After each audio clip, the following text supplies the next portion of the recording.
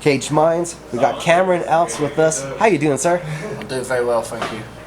So, you've become addicted to being here at the Jackson Wing Gym. I mean, you're at home here, second home. Yep, definitely. It's the best place in the world. It's the best place for me to evolve as a fighter. And I think, given the time I started here, which was over a year ago now, so this is like, I think this is the fourth time of me being out here. Yeah, it just shows. I think I can see within my fighting how much it's changed and that. So why not keep coming back? And I've been accepted into the team, so it's all good. Now, I believe there's a change in weight class for you. I believe when we first met, there was a time where you were trying to get down to 25. Those ideas are now gone, right? Nah, they're not gone. And like, to be honest, the only reason why it was a change in weight class for the last fight because I took on a week's notice, and I didn't have to cut no weight. I was walking around at like 148. I had to make 145. So it just made sense to take on the fight, and it was a good fight to take on. So like right now I'm walking around at 148. So and do you know what I mean? And as soon as I started eating clean, I dropped down to like 140. So making bantam weight has never been a problem for me. Pushing to flyweight, it could be an option, but then I believe like within the UK scene and Europe scene, like, that's the beauty of being able to fight at bantamweight, and I'll go up and fight at featherweight. It doesn't really matter. And as far as your contract status right now, you were a BAMA fighter last time we were talking to you. Are you a Bellator fighter now? Yeah, I've got one more fight with them.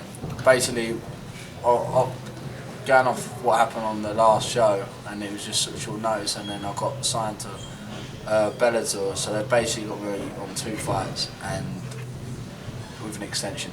But I didn't want to sign any big contracts to Bellator then, because for one, I don't want to be shelved. So there's those talks in place at the time. So it's basically, I've been told I'm fighting in May. Well, I can't really say too much, but I'm meant to be fighting in May for Bellator. So right now you are a Bellator fighter. Yeah. Was there a weight class stipulation you fought at featherweight, or are you going to be a bantamweight? Do you even know that for the next one? To be honest, I don't really know that. I don't really know. I think there's only one guy I want at featherweight, and it's James Gallagher. I've made my voice loud and clear. I've approached him. That's the only fight that makes sense at that weight. And I've got other people trying to say, oh yeah, fight this guy, fight this guy. It's like, there's no point. Like, let's be honest, me and James Gallagher are pretty much the same size anyway. I don't really know why he's fighting at featherweight. It does baffle me, because he could make bantamweight by looking at him. I'm bigger than him. So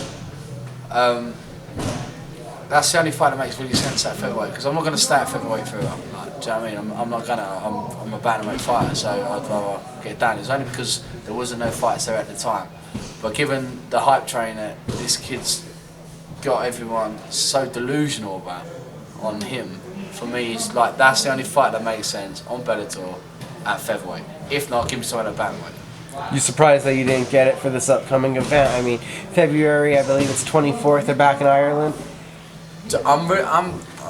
I'd say I'm surprised, but then I'm not surprised, because like everyone said anyway, it's not easy to work out that James Gallagher is fighting bums. Do you know? In fact, I'm going to take that word back, because I don't really like calling people bums, because we're all trying to make a good go of it. But he's fighting people who shouldn't be fighting him yet, and he's just being protected. I mean, he tried having a pop at me on social media, going at my record, saying that I'm 4-3 and all this malarkey. But then when I pulled up his record, yeah, he's 5-0. But let me tell you something, James Gallagher's fought 5 opponents. Between those 5 opponents, there's only been 9 wins, and there's been 23 losses. So, do you know what I mean? Like, the kid's being protected. Like, the kid is taking the boxing route in MMA, a very safe trajectory. He is, and do you know what? Like, I don't mind that, right? And I think a lot of other people wouldn't mind, wouldn't care, because you know what? You do, like, and managements do need to look after fighters more and give them more experience. But what pisses me off is the way that they make out that he's some big hype real deal now. They put him in the co-main event of Bellator. They talking like as if he's the next great thing. The kid won't stop trying to act like Conor McGregor, which is the most cringiest thing I've ever watched. And it's like, it pisses me off when you've got people like me and other fighters that have been in this game longer than this kid, who have a lot more sacrifices out there, done a lot more than him, but for some reason he's been given the opportunities which other people deserve. And I think it's disrespectful how he comes across to everyone and the way he talks crap about people, but very selectively picks his fights. I'm like, look, it's fine. You fight these guys, yeah, and you carry on doing what you're doing, but Bellator needs to sort it out and actually step back and stop putting him on his pedestal, because I tell you something, there's no hiding it. James Gallagher's going to fall hard. As soon as he comes up against a real competition, real man that wants to fight him, he's going to get annihilated. And that party's just going to end and everyone's going to be like, there you go, Bellator's investment in James Gallagher out the window. And that's the whole reason we wanted to talk to you, was because, you know, you went on the same card, 20-second knockout that everybody lied to us about. Or 18 seconds, sorry. Sorry for the disrespect, don't hit me, sir. But we were all expecting to turn in the Spike TV and see one round of you, and they lied to us. We didn't even get to see that. We had to wait to see it online. And then they give Gallagher the option to fight you or Madovsky, and obviously he takes the guy coming off of a first round loss instead of the guy coming off a first round win. Yeah, well, to be honest, I'm not too sure if he did get offered me. I think he may have, but then again, it depends, doesn't it? It depends what's going on behind closed doors. Is it Bellator that are looking to try and protect this kid, or is it SBG looking to protect this kid and saying, no, we want someone else? But either way, let's face facts. He has ducked many other people. He hasn't just ducked me, he's ducked many. He's just fought a guy who was one-on-one in a co-main event. It's ridiculous. Every opponent that he's ever fought has been on a losing streak, is in the red. So how about stop talking all this crap and step up and fight someone? Now talking about you, 18 seconds. Yeah. What was that like, opening up the Bellator card? What was that experience like? It was brilliant. Silence the doubters. The thing is, I know I'm ready. I know what level I'm at. I say it time and time again. I come here, I train hard, I get my head down, I do 3, 4, maybe sometimes 5 sessions a day. I don't stop training hard. Just because last time I could ease off my diet and that, and I didn't have to diet, and it was a lot more fun that way. But still, like I said, I was walking around, I was on weight, so it made sense. And given Dylan's like the top prospect coming out of Ireland and coming out of SBG, it was the right fight for me to come back to. Especially like in regards to what happened in my previous fight. I don't do what other fighters do. They take a loss and they think, oh, I took a loss, tell me what I'm gonna do. I wanna leave, go and fight some guys who are basically put in there to lose. Get your little 2 fights up, and you jump back in, and you fight a good opponent, then you lose, then you go away. There's so many guys in the UK and Europe that have records of 8-4, like 9-1, 8-3, who aren't fighting tough opponents, but when they do, they come unstuck. So that's what, sorry, I've come off subject then, I've just got so much frustration with the whole MMA and like scene in Europe and UK. It's just, I think a lot of people need to wake up and smell the coffee, because it's a joke. And not good enough matchmaking, guys stepping up and taking hard enough fights. Yeah, it's a joke. So, but in regards to turning up to Dublin, it was, it's things that I think don't happen in everyone's career, especially if you're given the circumstance that I took the fight on a week's notice, went up in weight. I fought a guy that was unbeaten, had a good amateur record, a good pro record. I was a massive underdog. I went into his hometown in front of, I think there's attendance of like 11,000 Irish fans in there. Me being a paratrooper and all didn't go down too well. I got a lot of grief over social media and on the night. And to go in there and not just like win the fight by a submission or decision or a close battle, but to go in there and knock the kid out in 18 seconds, honestly, it don't get better than that. And to silence a whole crowd, it was definitely by far one of my best moments today in my MMA career. It's glad to see your hard work paying off. We've seen what you've been doing in the gym, and to get that recognition on one of the biggest stages in MMA, it's glad to know that your name is now up there in the upper echelons and you're in the mix. Just getting your name up there is part of the battle, it seems like, in today's MMA. That's the thing though, what is hard though, you go out there and at the end of the day, I got asked to step up, I stepped up, and the fight was meant to be on Bama. Then they said, oh, we're going to Bellator, it's going to be on Spike, it's going to be this, it's going to be that. It's fine, all this went on. Bearing in mind, what a lot of people don't know is that the day So the night of the weigh-ins, after we finished the weigh-ins, I then get a phone call from London saying I failed my brain scan because I had something flare up come up on it, which was quite serious. So on the day of the fight, I then had to go see a neurologist, Professor Dan Healy. Got a second opinion. He cleared me for the fight. Then had to have my eye test redone. So I had stuff squirted in my eyes like 4 hours before the fight, which enabled me not to see. And I still had to wait for the results and everything to come out. I had to have my heart test. So I got told I wasn't fighting until I passed. So I basically found out at 5 o'clock on the fight night, oh, you are fighting now. So there was a lot going on behind the scene which people didn't see, but I just stayed positive, stayed focused, and seized the opportunity. And that was it. How in the world do you manage to stay focused while running around a foreign land to all these different doctors getting poked, prodded, and scanned, bro? To be honest, it was quite fun actually, because what it was, you had me, I stay positive and just believe in, act like everything's normal and okay, and things normally work out okay for me.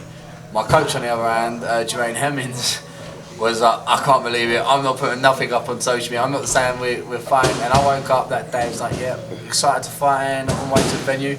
I wasn't actually on the way to the venue, I was on my way to the hospital, and when I got to the hospital, I went to another private hospital, and I spent like 6 hours out of that day going around getting tests done. And then like when they put that stuff in my eyes, and my eyes were all blurry and that, it was kind of like, wow, right, I hope my eyesight comes back. So the brain's all good right now? Oh yeah. I feel, yeah, I'm all good. I'm good. I'm sharp. Does that give you a scare or a thought into the future about how short this fight game can be? Nah. I just believe like what it is what it is. Like one thing I've learned is that no matter what I do, whatever I've done in life, whatever career path I've chosen to do, I've always took the hardest route. I always find myself on the hardest course there, so it makes it more achievable. So. In regards to my brain, I mean, I hope to God nothing happens. I mean, who wants that? But it's one of those things, like, what's meant to be is what's meant to be. I live for today and not for tomorrow, you know? And now you're here. How long are you going to be here? How long is the expedition this time to Jackson? You said you're not fighting till May, so is this a long count for you? Well, I don't know really. Like I said, going back to like that last fight, what frustrates me is that you manage to create all this hype again, and the hype is real. You know what I mean? It's not bullshit. You look at my record, I've beaten top guys. Every guy I've ever fought with had a better record than me. Fact. So the hype from that fight was brilliant. Social media, everything's good. Everybody wants to interview. Everybody wants to put you out, and that's what we need as fighters. Especially now, getting onto the bigger shows, you need branding. You need to brand yourself well. You need to be able to pull in sponsors. You need to be able to pull in the followers on your social media accounts. So then to have all that and then be like, right, come on in, like match me, and then be struggle to get matched. I didn't want to stay at home in England and be just doing a bit here and there, plodding along. I want to stay hungry, you know, and I'm always hungry. But the problem is when I come out here, I can feel pumped and I can stay ready and I can stay switched on and ready for that phone call that someone's pulled out. I pray every day that James Gallagher's opponent pulls out next week and they call me up, because that would be another great upset. But coming out here keeps you motivational and keeps you switched on, keeps you driving forward and determined to do what we need to do. So I'm gutted that they haven't matched me up. There was talks with Bama, which really frustrated me as well. I got offered Alan Philpott for his Lonsdale title, obviously him coming off a loss to Tom. On the same card, obviously he was on the Bama card. They basically offered me that fight. I then get told that Philpott wants to take a step back in retirement, wants to take time out, so they were basically like, we haven't got an opponent for you. So I said, well, just vacate his belt, give me a shot, get someone else in. Like the game needs to move on. You can't, like, no disrespect to Philpott, but in one interview that he's put out there saying about how he needs to get his life sorted out, his finances sorted out and all that, and then in the same interview he's saying he's going to go down to Australia and Thailand and train in that. So we all know that costs money and costs shit to do, so I'm a bit confused. Like, I don't know what's going on with him. A lot of double talking going on. Yeah, a lot of talking, but no one's signing contracts to fight. I mean, I don't get it. I mean, me and Philpott would make a good fight. It'd be a good fight. It would have been epic in Belfast, but it didn't. It really frustrated me. I got really frustrated. I mean, I even at one point offered to chuck Phil Potts purse money at him. I said, I'll give money to fight, let's just go. And then it weren't about that, it was about other stuff which he's got going on, which I do hope he sorts out. And I hope he comes back sooner, because I know that Bama won't wait around, and I know they will vacate his belt. And I don't want to fight. I don't want to be one of these kids that fights some brand new kid for the longest time. I want to fight the champion, and he says he's the best, and let's go. So I won that fight. They couldn't sort that fight out, and then I get told by Bellator that you won't be fighting on the Belfast card, because basically the funniest thing about that was they said that they couldn't give me James Gallagher because it makes more sense having an American opponent for the broadcasting rights, but then they match him with a guy who's 0-2, 90, I think he's only a kid, and he's from Israel. Yeah. So that says itself. But then they promised me and said, right, well, we're going to get you on the May card. So there's a card in May. Hopefully Gallagher gets a bit more bollocks about himself then and comes over and fights me. So I'm just going to stay switched on. I say to people, just because I come out here doesn't mean, like people say, oh, why are you going out there? Like, you ain't got a fight coming up. It's not about that next fight. It's about the evolution of me, like me evolving, me just getting better every day. How do we get better every day? Consistency. So I would come out. I'm planning 3-4 trips this year again out here, and regardless, I will keep coming out here. Regardless if I haven't got a fight at the end of it, it doesn't matter. I will, because I know there's many shows out there which call fighters up at short notice and do that. So I'm going to keep coming out of here. Consistency is key, and yeah, I'm just going to keep training hard and pushing forward, and just letting the MMA world know that. One of the best interviews I get to do, Cameron Else, because every question I'm starting to think of, this man answers it before I can say it, and he did the interview himself. Like, I love these interviews. I don't have to talk, and the fighter pours themselves and shows who they are and what they're trying to accomplish. It's the best interviews. Cameron Else, I got to thank you for the time, sir. Thank you. And then, who did you need to shout out to? Yeah, so He's got a list, people. We're going to let him bust out the list. So my sponsors, Prospects Limited, Dan Turner Brickwork, Simon Pettit Recruitment Solutions, Brown and Mason, which are a big part of my sponsorship, BC Evans, again, top sponsorship of mine, Glenn Carpentry and Mr. Sonny Newman for helping me out and obviously making this trip doable. Thanks for all your support, guys, because obviously without you guys I couldn't get out here and train as much. You know, like, you do so much for me, and I appreciate that a lot. I also want to shout out to Blakely's Twists and Turns and wish him all the best always. I always help this kid out and his family. So Blakely's Twists and Turns, get on Facebook and see him. And I just want to quickly say I want to thank all my team here as well, and I want to thank all the Jackson. I want to thank Joey, my padman Joey. He helped me basically bring out the power, like bring out my hands, and obviously in the last fight you got to see that. So it's been great working with Joey, and I look forward to carry on working with the guys here and back home. Obviously my team back home, Family Neto and Jermaine Hemmings Taekwondo School. That was actually like perfect setup for me in regards to the fight with Dylan. It was so like when I went out in that fight with Dylan, I saw everything, and that was because of the training done down there. I also want to thank Bates Taekwondo School out here in New Mexico. So I do training with them. Thank you for the time. Thank you.